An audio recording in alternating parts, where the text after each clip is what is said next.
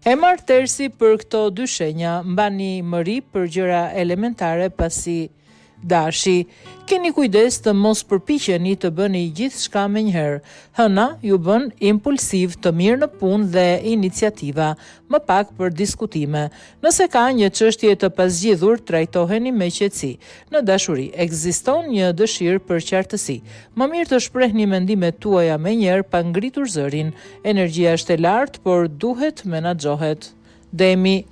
Një ditë e mirë për të zgjidhur çështjet praktike, veçanërisht financiare ose të lidhura me punën. Në dashuri do të ndjeni nevojën për siguri, flisni për këtë, pa u mbyllur në vetvete. Ata që janë beqar mund të kenë një takim interesant, por duhet të lëshojnë më shumë pe.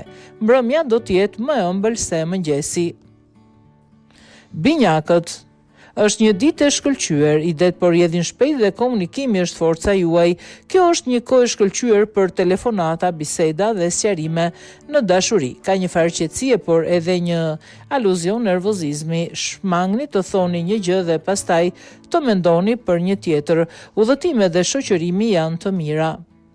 Gaforja. Ti e ndjen gjithçka më fort, më mirë se kaq. Mundohuni të mos e ngarkoni veten me problemet e të tjerëve. Në dashuri, nevojitet durim, veçanërisht nëse dikush nuk i kupton menjëherë nevojat e tua. Në punë, bëj vetëm atë që është e nevojshme. Shtyj gjërat e tjera. Mbrëmja, sjell më shumë qetësi. Luani, dëshira për të dukur dhe për të vërtetuar vlerën tuaj kthehet në punë. Mund të keni një përgjigje ose një konfirmim të shumë pritur.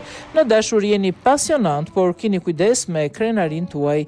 Mos e shndroni një çështje të parëndësishme në një sfidë.